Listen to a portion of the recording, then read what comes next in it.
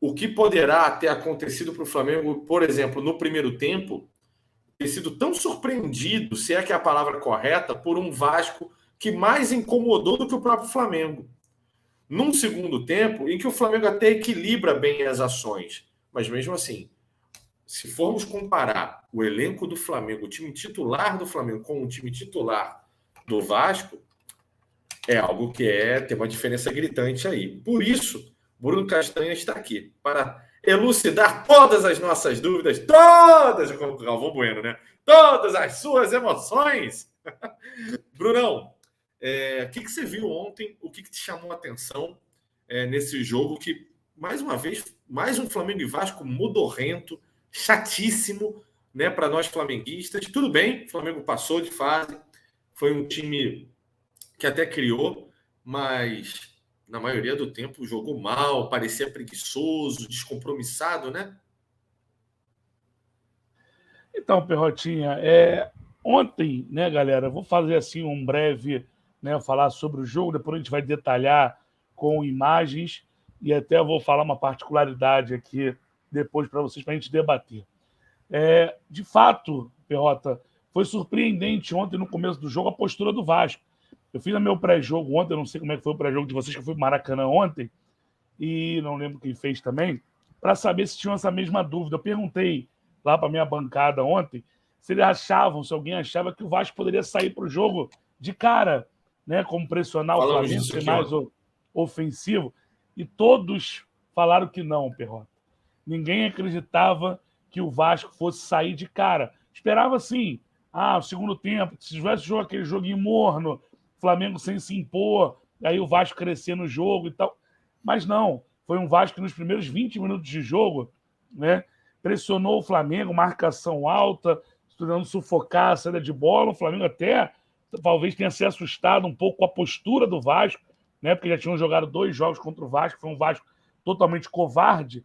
E ontem, talvez por ter nada a perder, né, veio para cima a escalação com o Figueiredo, ou seja, mais um atacante pelo lado, então ele tinha um quarteto, né, ofensivo, jogando ali com o Raniel de centroavante, o Nenê por trás, tendo o Peck jogando pela direita ontem e o Figueiredo pela esquerda. A partir dos 25 minutos ali, mais ou menos, um pouquinho antes, o Flamengo passa a tomar conta do jogo, passa a dominar, né, ter o controle da partida, não passar, né, sufoco. Antes disso, teve uma bola do Arrascaeta, né, aquela que o Lázaro dá de 3 dedos, o Arrascaeta invade pelo lado esquerdo, tenta o cruzamento para o Pedro, né, e a zaga corta. Teve um chute do Nenê, que o Hugo faz uma boa defesa, né, isso no começo do jogo ainda, onde o Hugo espalma. E aí depois a melhor chance vem com o Flamengo também, que é a do Pedro, né, que o Pedro finaliza de canhota, e depois o Gabigol no rebote chuta em cima da zaga. Poucas oportunidades, mas passa a ter mais o controle, chegar na área do Vasco, tentar alguma finalização, mas o primeiro tempo, ao todo, assim, ruim. Não foi um primeiro tempo bom. No final do primeiro tempo, ainda o Nenê tem mais uma chance de finalizar de fora da área, né, e a bola, o Hugo estava até na bola, mas a bola passa perto, né, por cima do gol. Então, poucas oportunidades no primeiro tempo.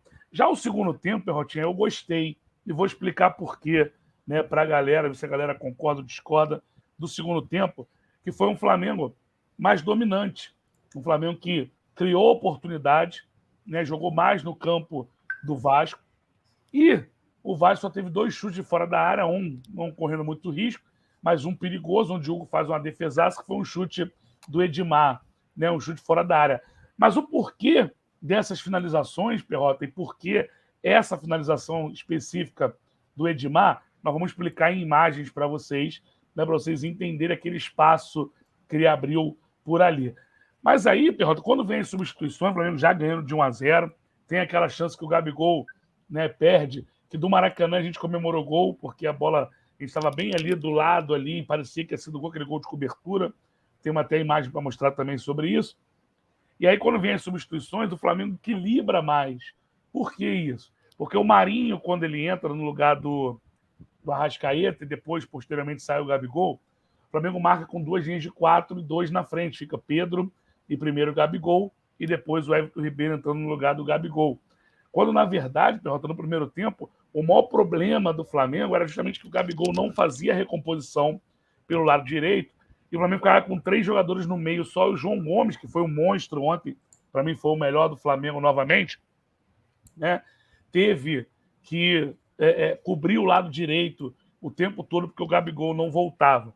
Então o Flamengo tinha, né, um jogador a menos no meio de campo.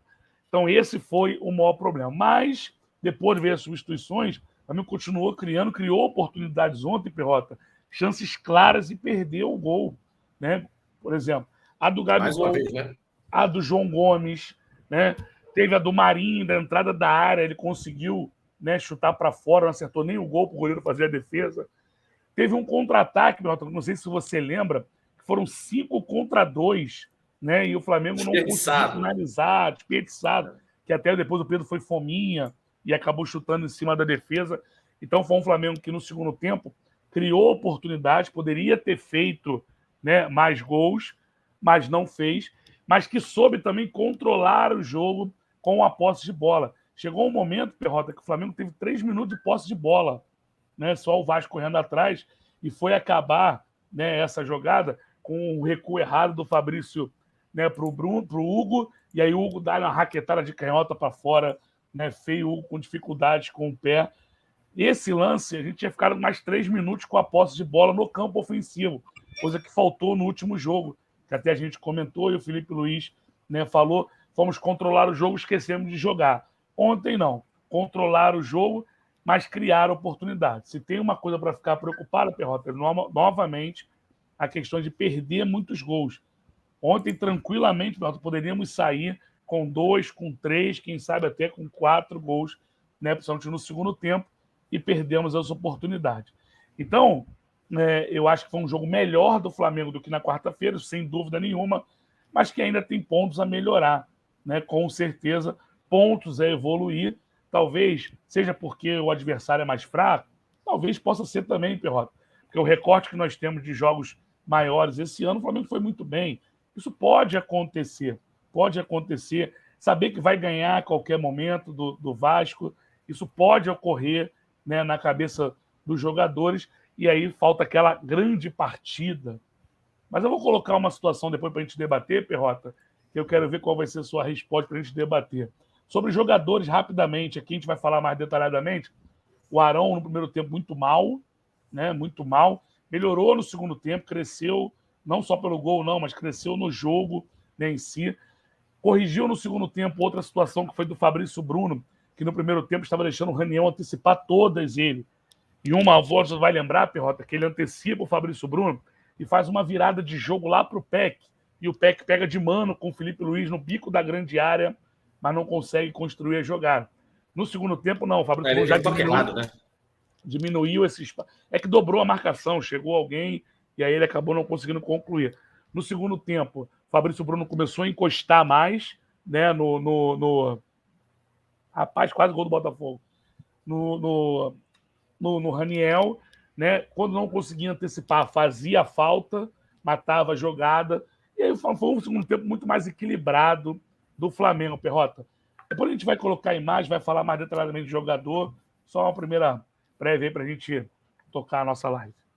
Eu achei que você foi cirúrgico em todos os comentários, na verdade. Não é quase não, em todos mesmo. Assim, essa parte do primeiro tempo em que o Gabigol realmente na recomposição deixou muito a desejar e talvez tenha deixado o Flamengo em maus lençóis quando atacado. Mas o que me chama a atenção é justamente isso, até um passo anterior a esse. Aquela pergunta que você faz no começo, que é: vocês esperavam que o Vasco realmente fosse atacar o Flamengo? O Vasco não tinha outra opção, né, Bruno? Ele não tinha opção nenhuma para tentar, se é que ele queria passar, e é óbvio, né?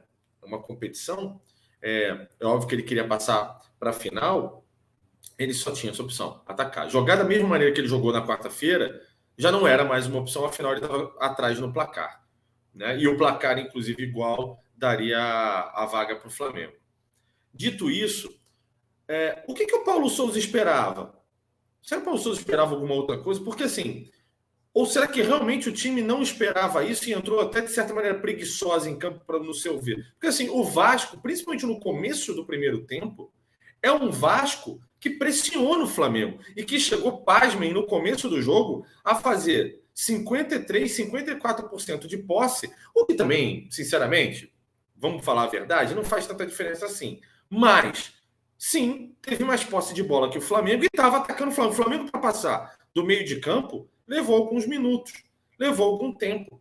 Principalmente para chegar à área do Vasco. Isso, de certa maneira, te surpreendeu? E aí você acha que é algo sintomático do time do Flamengo, algo sintomático. Eu sinceramente acho que não é de responsabilidade do Paulo Souza, tá? Acho que é algo muito mais de responsabilidade do próprio time. Mas o esquema, alguma coisa pode ter tido influência para que isso acontecesse no coisa. Você acha que o Zé Ricardo surpreendeu? Porque assim, a escalação do Vasco não era surpreendente. O que te move, o que te dá de justificativa para um começo de primeiro tempo tão modorrento do Flamengo? Eu cheguei a falar na transmissão da Dali, Bruno. Eu tinha falado a gente chegou a comentar aqui no pré-jogo. Será que o Vasco vem para o jogo? E se o Vasco vier para o jogo, vai dar o espaço que o Flamengo tanto quer? E quem sabe o Flamengo vai jogar bem para cacete contra o Vasco, já que vai ter espaço? Aí acontece, o Vasco ataca o Flamengo. O Vasco, de certa maneira, dá espaços ao Flamengo. E o Flamengo não joga. Um Flamengo modorrento, principalmente no começo do primeiro tempo. Que justificativa você daria para isso? Eu cheguei a falar na Dália assim, será que o Flamengo está sendo como um pugilista numa luta de boxe e está estudando o Vasco no começo do jogo? E não foi, né? O Paulo Souza fala que esperava, sim, do Vasco subir, né? Eu, particularmente, aí é minha opinião e não a do Paulo Souza, acho que a escalação de ontem ela combinaria muito mais com aquele Vasco de quarta-feira.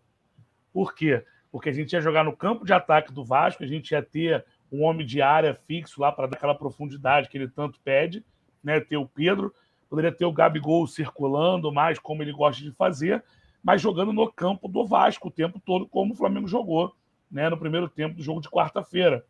A partir do momento que o Vasco sai para o jogo, eu acho que a escalação ela já não combinava tanto. Por quê? Porque exatamente quando a gente mostrar as imagens vai ficar bem claro. A gente tinha o Pedro com o Gabigol tentando circular, caindo muito pela direita, menos mobilidade. O Bruno Henrique não jogando faz falta para isso, porque é um jogador de velocidade, naquela última linha ali, ele chega na cara do gol, né, o tempo todo. E aí, né, ele poderia tranquilamente ontem, se ele tivesse vindo com uma escalação parecida com da quarta-feira, com o Gabigol mais avançado, tendo de repente o Everton Ribeiro, ou podendo até vir com o Vitinho, seja que ele pudesse mudar, ele teria, acho que, mais construção de jogo no primeiro tempo. Porque a gente vai ter, quando a gente mostrar as imagens, que eu estou repetindo muito isso, porque vai ficar mais claro para a galera, a postura do time em campo era o mesmo, mas faltava aquele jogador para tentar, não entre linhas, juntamente com o Arrascaeta, seria o Everton Ribeiro, tentar construir. E faltava mais aquele jogador de mais velocidade para conseguir agredir, né, o Vasco, somente quando a gente tivesse a posse de bola. Então, acho que faltou isso ontem. Repito, era uma escalação muito mais para a postura do Vasco anterior. Por isso que eu não sei se ele foi sincero quando ele falou que esperava, né, um Vasco sair. Eu acho que ele esperava um Vasco fechado no primeiro tempo e por isso veio com aquela formação de ontem.